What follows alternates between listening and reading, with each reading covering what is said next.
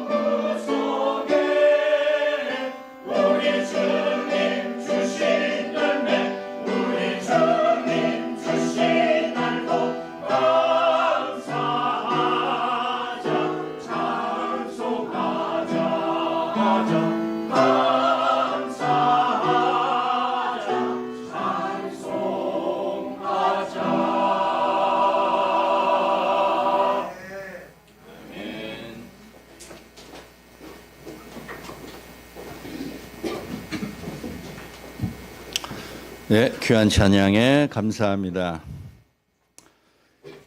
오늘 추수감사주일입니다.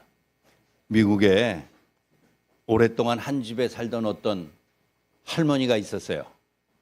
남편 없이 오랫동안 홀로 살고 한 집에서 30년 넘게 사니까 지겨워서 집을 팔려고 매물로 내놨습니다. 그러자 부동산 중개업자가 전화가 와서 할머니 집에 대해서 내가 좀 자세히 알고 싶은 게 있습니다. 그래서 그 집의 장단점, 장점이 뭐고 단점이 뭐고 이거를 꼬치꼬치 다 이렇게 물었어요. 그 다음에 이제 전화를 끊으려고 하니까 할머니가 그 중개업자한테 물었어요. 아니, 내 집에 대해서 어떻게 소개하려고 그럽니까? 한번 나한테 들은 것을 당신이 정리한 것에 대해서 한번 말씀해 보세요. 그랬더니 그 부동산 중개업자가 네, 할머니 집에 대해서 단점이 30년이 넘어서 낡기는 하였지만 장점이 여러 개가 있어서 내가 이렇게 매물 리스트에 올리려고 합니다. 먼저 볕이 잘 드는 남향집, 방 3개, 화장실 2개, 몇 년 전에 수리한 중앙 냉난방 시스템, 그 다음에 아름답게 잘 가꾸어진 정원, 그리고 거기에서 잘 자라는 사과나무와 포도나무, 그리고 주변이 매우 조용하여서 살 수 있는 곳, 이렇게 할머니 집을 설명을 해서 매물로 올려놓으려고 합니다. 그러자 그 할머니가 그 이야기를 쭉 듣다가 갑자기 소리 질렀어요. 잠깐만, 매물로 내놓는 거 취소해야 되겠습니다. 나는 내 집이 그렇게 멋진 집인 줄을 몰랐어요. 내가 평생 살고 싶었던 그런 조건의 집이지 않습니까? 아, 내가 여태까지 그런 집에서 살고 있었다니 하나님 죄송합니다. 그리고 감사합니다.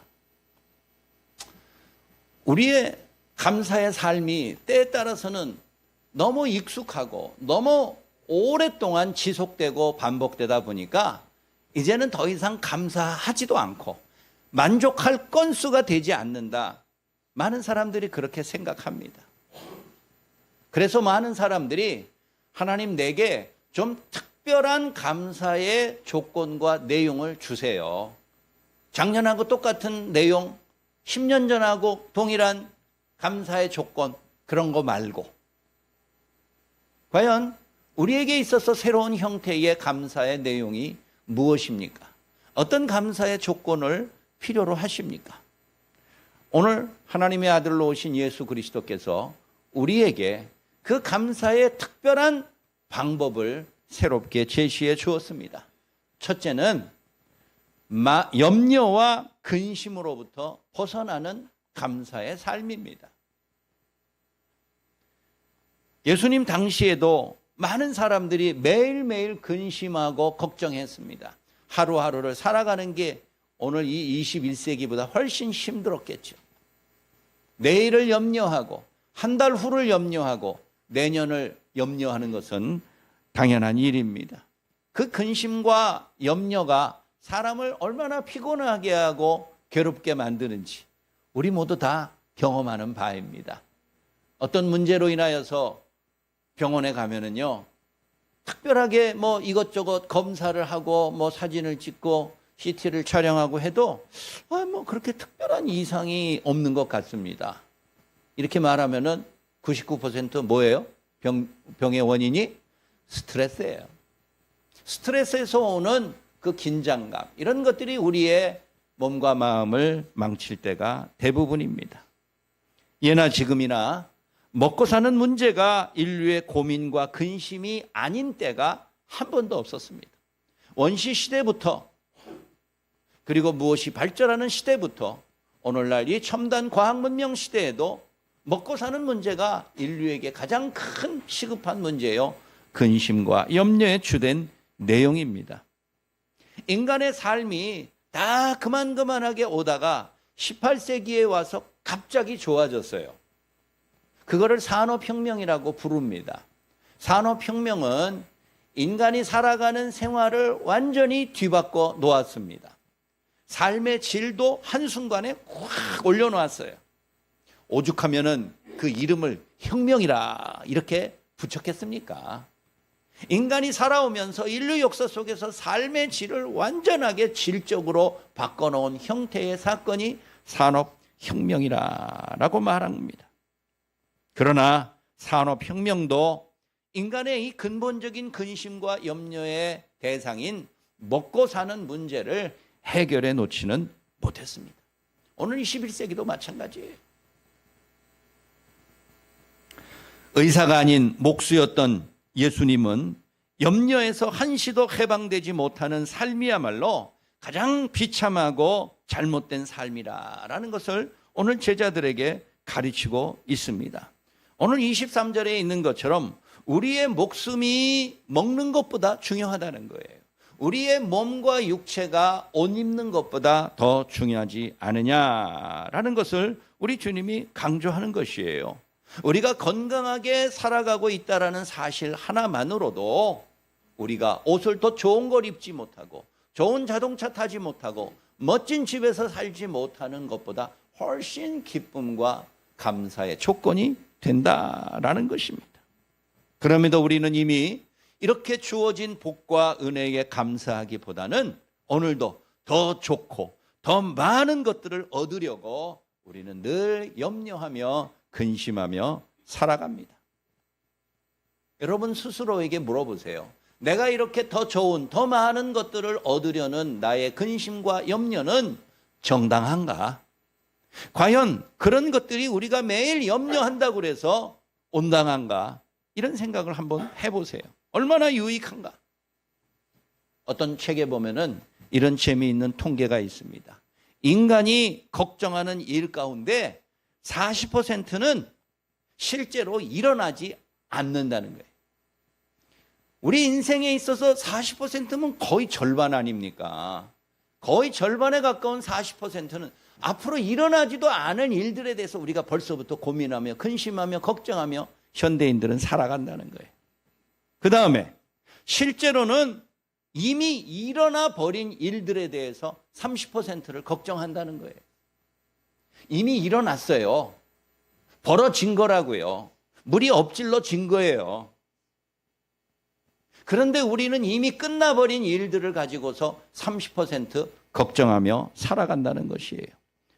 또 22%는 매우 사소한 일이라는 것에 대해서 걱정한다는 거예요. 처음에는 그게 매우 중대하고 내가 죽고 사는 문제인 줄 알았어요. 그런데 지내놓고 보니까 아주 사소한 일이었음을 나중에 발견하게 된다는 거예요. 그리고 4%는 우리가 아무리 노력하고 용을 써도 바꿀 수 없는 일들이 우리 인생의 4% 정도는 있다는 거예요. 여러분 이렇게 차 떼고 포 떼고 그러니까 뭐가 남습니까? 졸만 남았어요. 장기판에. 단 4%만 남았어요. 우리 인간이 아무리 노력하고 수고하면은 바꿀 수 있는 일이 인생에 있어서 겨우 4%밖에 안 된다는 거예요. 우리는 나머지 96%를 쓸데없는 일에 지나치게 근심하고 염려하며 살아오고 있다라는 거예요. 예수님은 자신의 모든 인간적인 욕망을 버리고 제자가 되기로 헌신한 사람들에게 너희들은 지나치게 염려하지 말라 이렇게 말을 하면서 사람이 과도하게 염려하는 것은 하나님에 대한 무지나 불신앙의 결과다라고 오늘 28절의 말씀에서 강조하고 있어요. 하나님에 대하여서 지나치게 몰라요. 하나님의 말씀에 대하여서 우리가 무시해요. 불신앙의 모습이죠. 그것이 결국은 우리로 하여금 우리 인생에 있어서 96% 쓸데없는 일에 대해서 지나치게 근심하며 염려하며 살아가는 고난의 현실이라는 겁니다. 들에 피는 백합화나 잡초뿐만 아니라 하늘에 날아다니는 까마귀들 가운데서도 자기들이 먹을 것들에 대하여서 스스로 씨를 뿌리고 열심히 땀 흘려 노력하고 그것을 추수하여 창고에 들여다 놓고 사는 짐승이나 식물은 아무도 없다는 거예요. 그럼에도 그들도 다 죽지 않고 인류와 더불어서 이렇게 잘 생존해 오고 있습니다. 그러면서 우리 주님이 말씀하세요. 하물며 너희 일가 보냐, 믿음이 작은 자들아. 사람의 근심과 염려를 믿음과 결부시키고 있는 거예요. 우리가 오늘도 근심하고 염려하는 이유는 솔로몬의 영광보다 더 큰 것을 구하기 때문이에요. 까마귀가 아니라 독수리처럼 주목받는 삶을 구하기 때문에 우리가 근심하며 염려하는 거예요. 거의 이룰 수 없는 꿈을 꾸며 목적 달성을 위해서 우리가 지나치게 집착하는 삶을 살기 때문에 우리 인생이 근심과 스트레스와 괴로움으로 밤을 지새우고 감사의 기회를 요만큼도 얻지 못하는 것이지요. 여러분들에게 있어서 감사의 조건이 무엇입니까?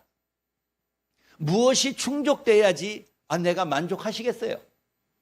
어떤 것들이 충분하게 내게 주어져야지 내 마음이 좀 편하고 하나님 앞에 진심으로 감사할 수 있겠다 말씀하시겠습니까? 그러한 내가 설정해 놓은 조건들이 얼마나 높아요. 수준이 여러분들 너무 높아서 내가 감사의 조건의 문턱이 이만큼 높아요. 장벽이 돼버렸어요. 그리고 너무 많아요. 너무 장애물들이 많아요. 그리고 너무 복잡해요. 그런 모든 조건들을 하나부터 10가지, 100가지 다 충족돼야만이 내가 하나님 진심으로 감사하겠습니다 라고 생각하신다면 평생 감사 못할 겁니다.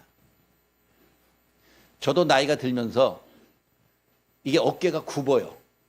예? 등이 굽어요. 허리는 굽지 않았지만 어깨는 굽다고 맨날 제 와이프가 나보고 어깨 좀 피고 살라고 그러는데 뭐 그런 걸 알지만 그게 잘 됩니까?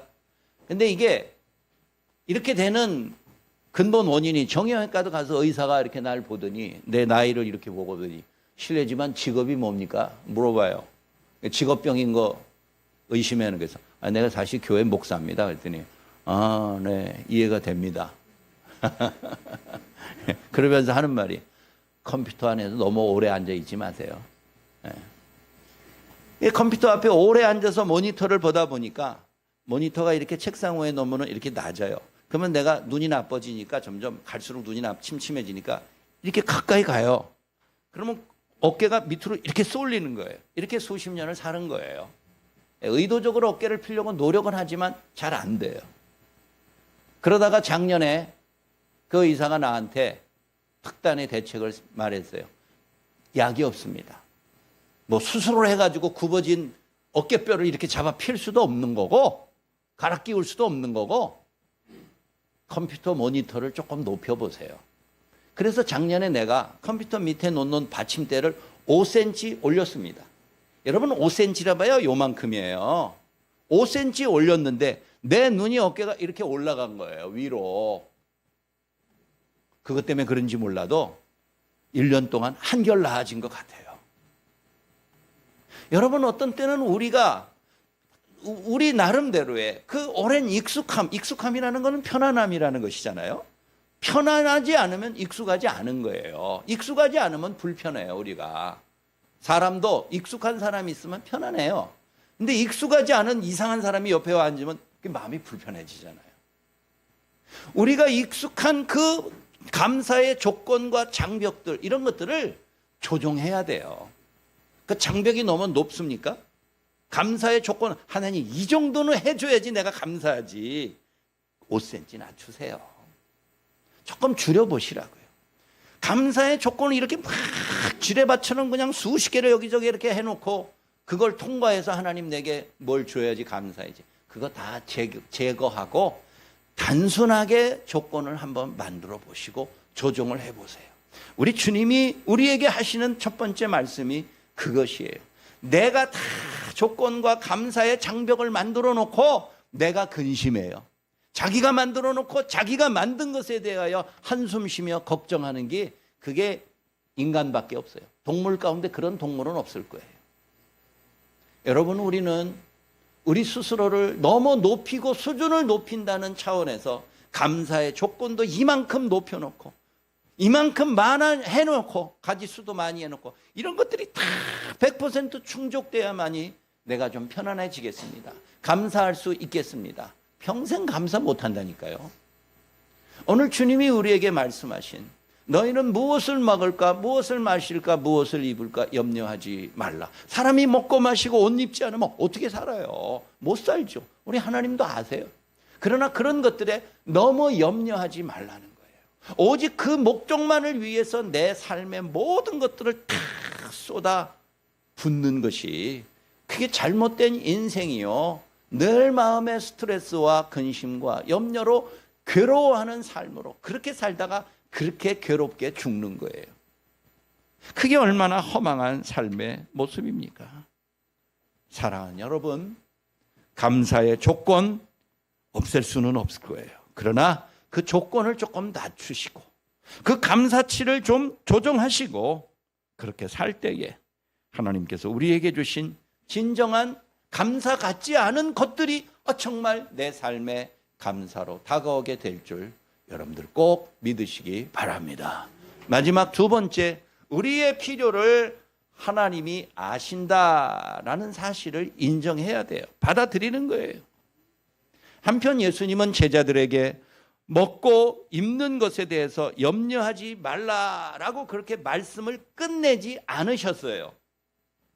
우리 부모가 젊은 자식들에게 말할 때 젊은 자식들이 잔소리로 받아들이잖아요. 요즘은 뭐 부모가 늙은 부모가 자식에게 잔소리 많이 한다고 끔찍한 일이 벌어지는 시대니까 부모도 요즘은 잔소리하는 거 조심해야 돼요, 진짜. 그런 시대 속에 살아가요. 그런데 자식들이 부모의 소리를 잔소리로 느끼는 이유는 같은 말을 끊임없이 반복하면서 금하기만 한다는 거예요. 금지하기만 한다. 이거 하지 말아라. 저거 하지 말아라. 이렇게 하면 안 된다. 왜 그렇게 하냐. 맨날 금지 편말만 다 갖다 붙이면 내가 뭘 할 수 있느냐. 그게 자녀들의 불만이라는 거예요. 우리 예수님도 너희는 이거에 대해서 근심하지 말라. 저거에 대해서도 근심하지 말라. 요거에 대해서도 근심하지 말라. 근심하지 말라. 이렇게만 끝냈으면 제자들이 꼰대 같은 예수님이라고 그렇게 흉봤을 거예요. 그러나 우리 예수님은 이렇게 하지 말라, 근심 염려하지 말라라는 것으로 말씀을 끝내지 않으셨어요. 만약에 그렇게 끝나셨으면 그건 어떻게 보면 조금 무책임한 예수님의 교훈이에요. 이것저것 하지 말라고 금지만 했으면 앞으로 우리가 어떻게 살아가야 할지 알 수가 없어요. 그러나 우리 주님은 제자들에게 근심과 염려를 금지하신 후에 더 적극적으로 추구하고 생각하며 목표로 해야 될 새로운 것들을 제시해 주었습니다. 이러한 모습에 대해서는 금지하지만 저러한 모습에 대해서는 더 열심을 다하여 수고하고 노력하고 나아가라 라는 거예요. 그게 뭐냐? 바로 오늘 우리가 읽은 마지막 말씀. 너희는 먼저 그의 나라를, 하나님의 나라를 구하는 삶을 살라라는 거예요. 이 똑같은 말씀을 기록한 마태복음 6장 33절에서는 이렇게 말을 하고 있어요. 먼저 그의 나라와 그의 뭐를 구하라? 의를 구하라. 근데 같은 말씀인데 마태는 의라는 말을 거기다 기록을 하고 누가는 그것을 빼고 나라만 기록을 했어요. 그러나 다 같은 내용이에요. 그리스도인은 무엇보다도 하나님의 의, 하나님의 의로운 성품을 담고자 노력해야 돼요. 여러분, 내 인생에 있어서 내 성격에 대해서 100% 만족하는 사람은 아무도 없을 거예요. 내가 좀 누구처럼 그런 성품을 가지고 살아갔으면 좋겠다 라는 사람이 몇 명은 있지 않습니까? 그렇습니다. 하나님의 의로운 성품은 모든 그리스도인들이 추구하고 죽을 때까지 담고자 수고하고 노력해야 될 일이에요. 그런 목표를 향해 살 때에 인간이 먹고 마시고 옷 입고 잠자는 모든 필요한 일들을 우리 하나님이 우리에게 완전하지는 않지만 내가 충분하지는 않지만 필요한 만큼 더하여 주시겠다. 하나님이 그렇게 약속하고 있는 것이에요. 인간의 삶에서 의식주는 기본입니다. 주님은 이러한 것들이 세상 사람들이 구하는 것이기 때문에 너희는 절대 이런 거 가지고서 기도하지도 말고 하나님 앞에 원망도 하지 말라, 그렇게 말씀하시는 것이 아닙니다. 너희가 그의 나라를 위하여 구하는 삶을 살 때 아버지께서 이 모든 것들을 먹고 마시고 잠자고 옷 입는 것, 이거 말하는 거예요. 이런 모든 것들을 더하여 주시리라. 그런 것들이 필요 없다면은 왜 그런 것을 더하여 주시겠다, 나중에 주시겠다 하나님이 약속하시겠습니까? 그러한 것들이 필요하다는 것을 하나님도 아시기 때문이에요. 우리 인간이 먹지 않고 어떻게 삽니까? 마시지 않고 잠자지 않고 어떻게 살 수 있겠어요? 살아야죠. 그런데 그런 모든 필요한 것들에만 지나치게 우리의 삶의 목표를 두고 살면 인생이 괴로워지고 복과 기쁨이 없어진다는 거예요. 요즘 부모들은 자녀들을 키우면서 육아 수첩이라는 것이 다 있잖아요. 그 아이가 언제 태어나서 뭐 체중의 변화가 언제 일어났고 아이의 특이 사항이 무엇이고 무슨 예방 접종을 위해서 몇 월 며칠 날 어디 가서 뭘 맞았고 어쩌고 이런 걸 쫙 다 기록을 합니다.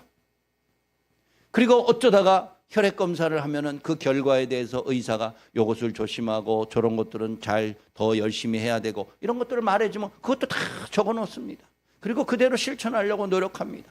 그러다 그 아이가 조금 더 커서 어린이집이나 유치원에 갈 정도 되면은 교사로부터 들은 말, 내 아이에 대해서 내가 잘 모르고 있었던 이야기를 듣고서 그 아이에게 이렇게 그거에 맞춰서 하지 말아야 할 것은 금하게 하고 더 열심히 해야 될 것은 장려하고 그렇게 하며 살아갑니다.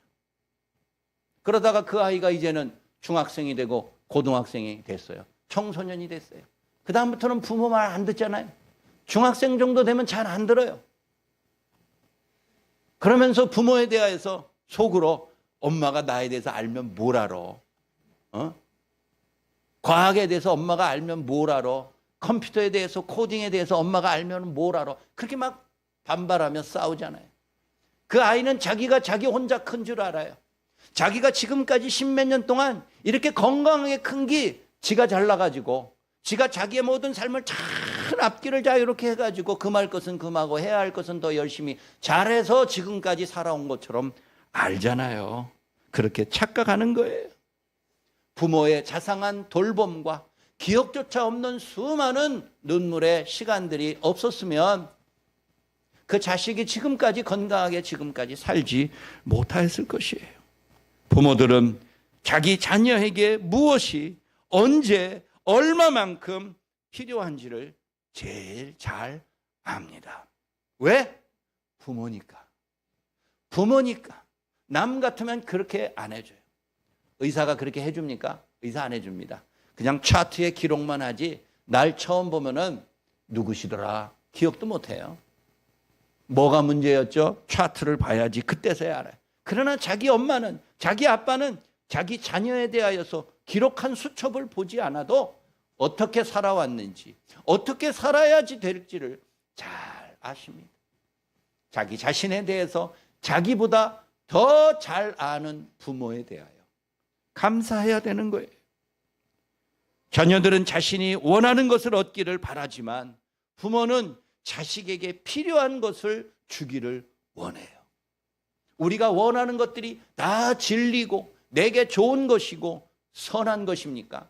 아니에요. 그 자체가 잘못되고 악하고 건강에 해로울지라도 우리는 원하고 바라는 것들이 있습니다. 예수님은 오늘 30절에서 모든 인간이 특히 나와 같은 믿음의 자녀들에게 필요한 것을 주시는 분이 다름 아닌 아버지라라고 강조하였어요.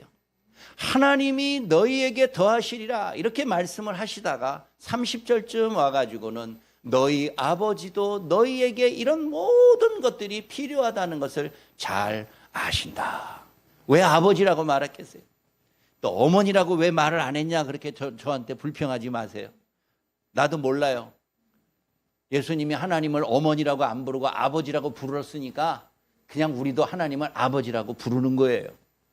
어떤 교회 갔더니 하나님을 어머니라고 부르는 교회도 있기는 있더군요. 하나님은 남성도 아니고 여성도 아니고 뭐 성의 구분은 없으세요. 그래서 하나님을 굳이 남성 명사인 아버지라고 표현할 필요는 없어요. 그럼에도 우리가 왜 하나님을 어머니라고 안 하고 아버지라고 부르느냐? 그 아들이 아버지라고 불렀으니까 그냥 우리도 아버지라고 부르는 것뿐이에요. 그거 가지고 너무 따지지 마세요. 스트레스 쌓여요.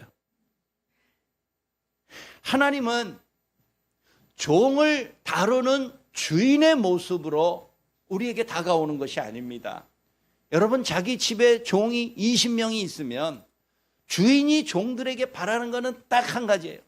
열심히 일해서 많은 이윤을 남기게 하는 것. 그게 한 가지 목적이에요. 그래서 주인은 종을 대할 때마다 언제나 그런 관점에서 대해요.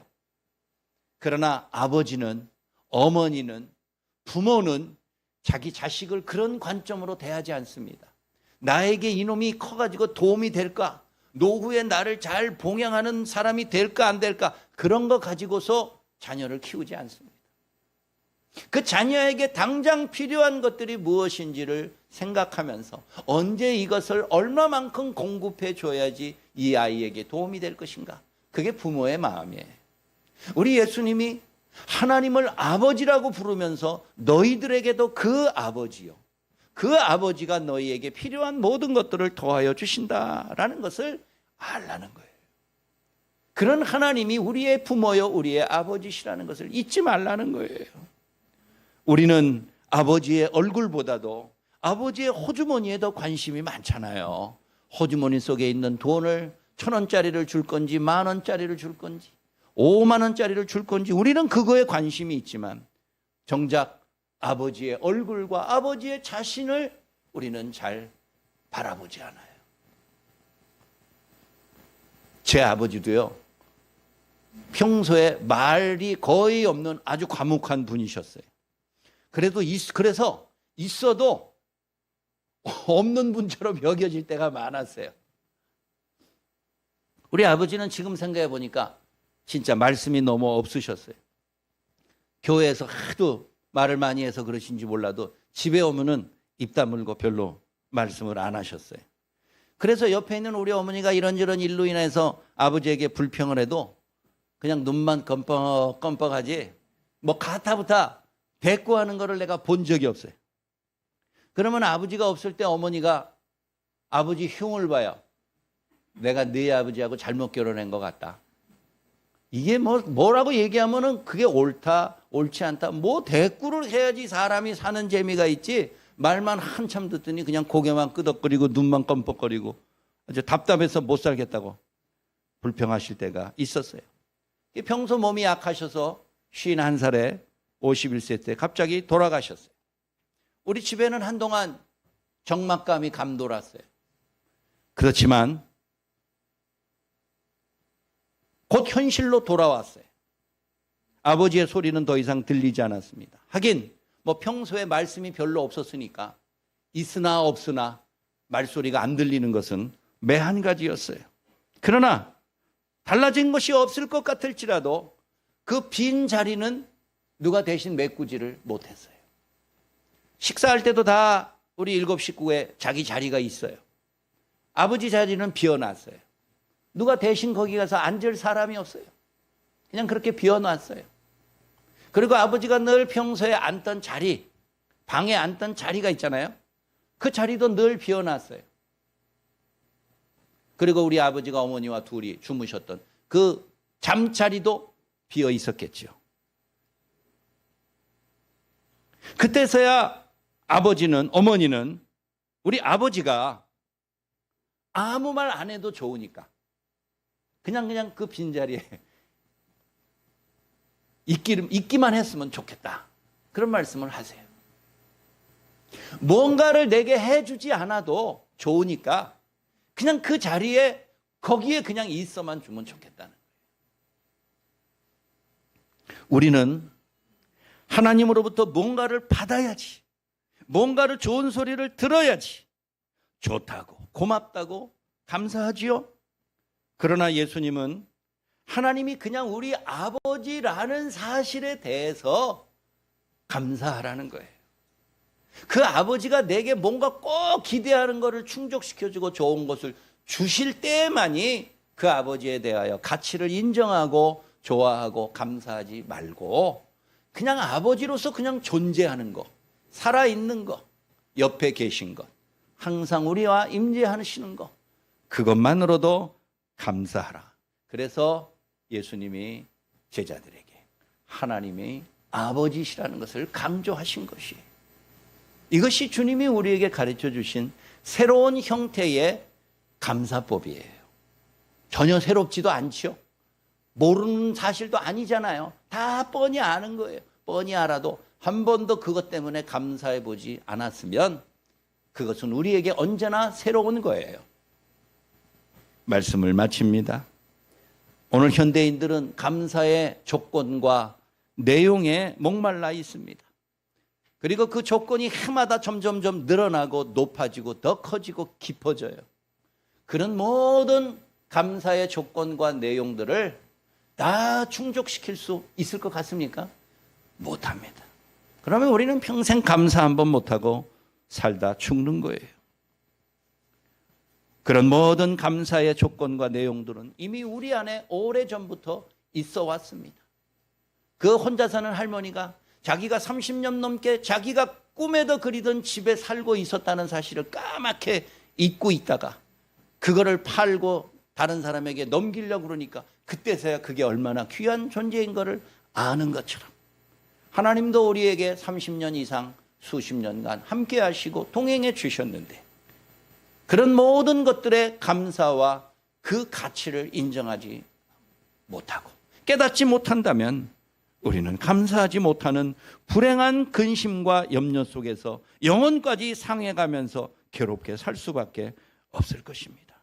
사랑하는 여러분, 우리 모두가 하나님이 우리에게 주신 이 감사의 시간에 우리 새로운 방법으로 그러나 전혀 새롭지 않고 다 아는 익숙한 모습과 내용을 가지고 다시 한번 하나님의 은혜에 대하여 감사하고 자비로우신 아버지로서 언제든지 자식이 아무리 부모에게 못되게 굴어도 부모는 자식을 떠나지 않는 것처럼 우리와 함께 하시는 그 하나님의 은혜에 대하여 오늘로 사소한 일에 대해서 진심으로 감사하는 여러분들의 복된 삶 되시기를 주의 이름으로 축원합니다.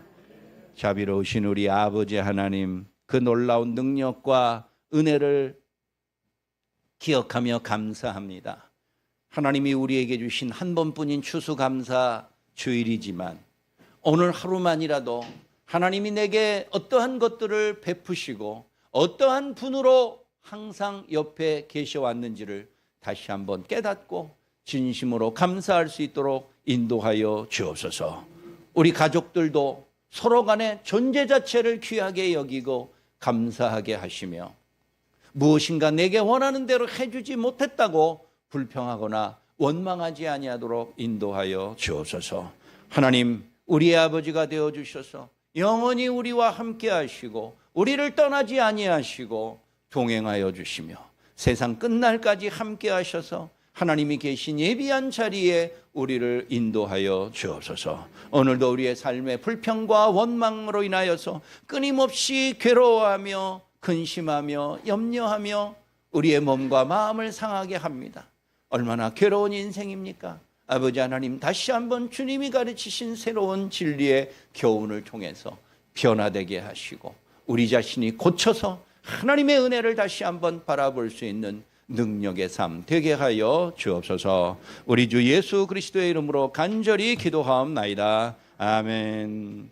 우리 다 같이 일어나셔서 393장 부르겠습니다.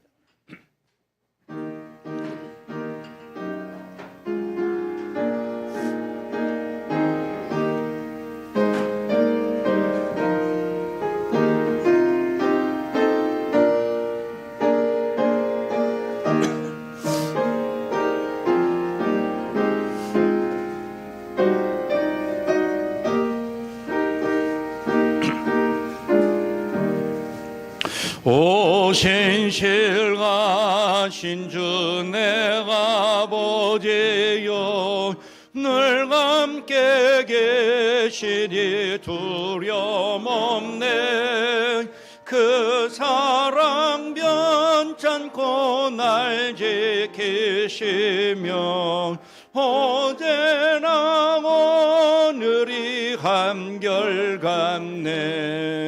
오 신실하신 주, 오 신실하신 주, 날마다 자비를 베푸시며 일용할 모든 건 데려주시리. 오 신실하신 주, 나의 구주. 봄철과 또 여름, 가을과 겨울, 해와 달 별들도 다 주의 것.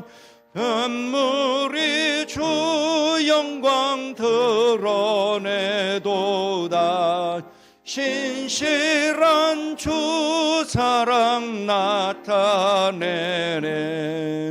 오 신실하신 주, 오 신실하신 주, 날마다 자비를 베푸시며 일용할 모든 건 데려주시리. 오 신실하신 주, 나의 구주. 내 죄를 사하여 안위하시고 주 친히 오셔서 인도하네. 오늘의 힘되고 내일의 소망, 주만이 만복을 내리시네. 오 신실하신 주, 오 신실하신 주, 날마다 자비를 베푸시며 일용할 모든 건 데려주시니.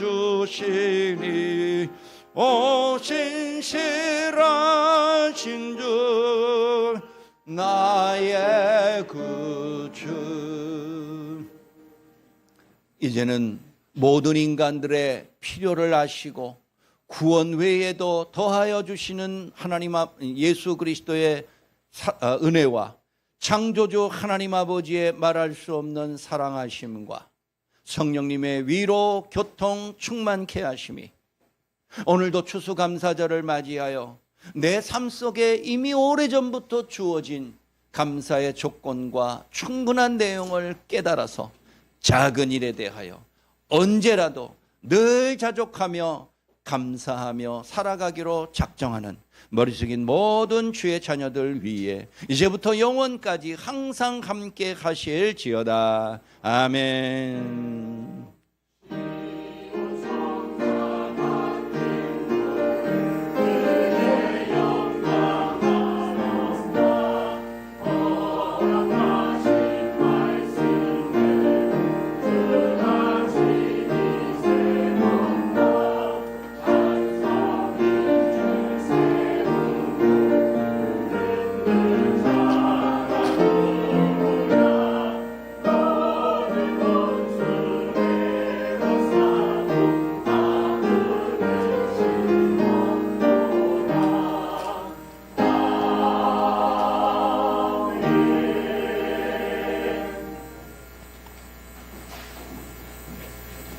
여러분 앉으시기 바랍니다.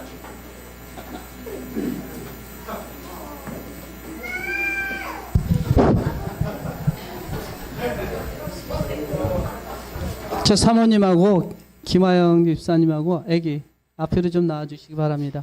예, 오늘은 다름이 아닌 우리 저 담임 목사님 회갑일입니다. 그래가지고 저희들이 담임 목사님 그 축하드리는 그런 행사를 하겠습니다.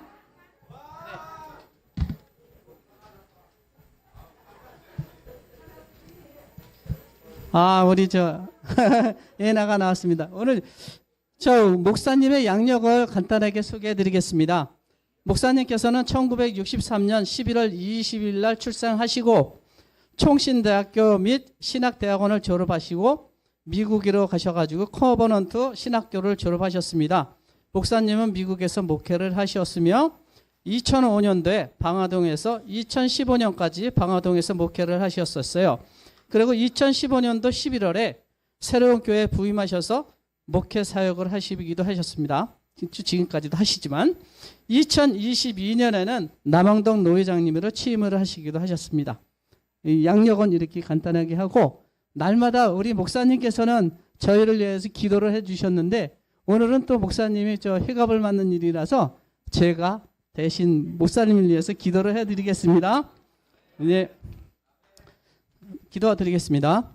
복의 근원 되시며 영광과 찬송을 받으시기에 합당하신 거룩하신 하나님 아버지, 오늘 존경하는 새로운 교회 담임 목사님이신 김현설 목사님의 회갑을 맞이하여 하나님 아버지께 영광과 찬송을 드리게 하시니 감사합니다.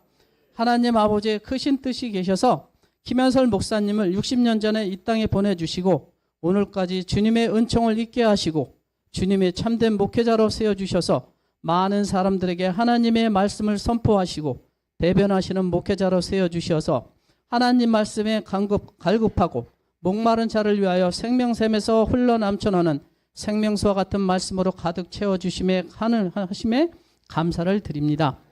어느 어깨는 목사님을 주님께서 축복하시어 목사님의 입술을 통하여 하나님 아버지의 변함없는 하나님의 말씀이 목사님의 입술에서 그치지 않도록 축복해 주시옵고 주님께서 축복해 주시는 가운데 많은 열매를 맺는 목회의 사역이 되게 하시오며 목사님의 육신의 건강도 축복해 주시사 강건케 지켜주시옵소서.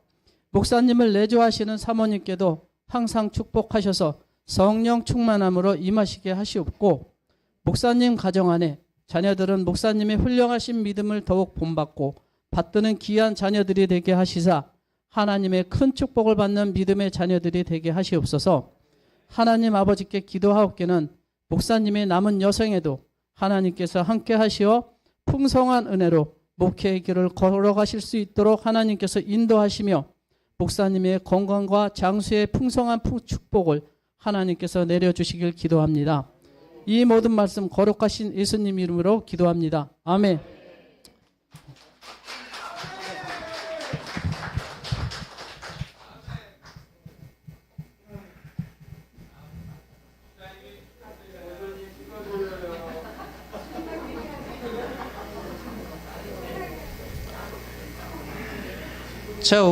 저희 목사님 오늘 회갑을 맞아가지고 생일 축하합니다 노래를 함께 같이 하도록 하겠습니다. 시작. 생일 축하합니다. 생일 축하합니다. 사랑하는 목사님 생신 축하합니다. 축하합니다. 감사합니다. 목사님께서 한 말씀 해주시죠. 네.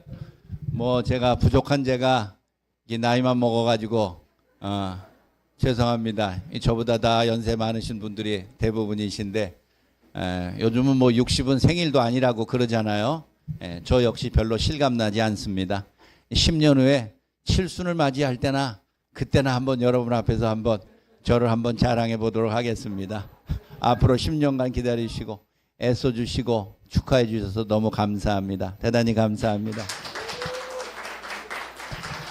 자, 여러분 이제 내려가셔서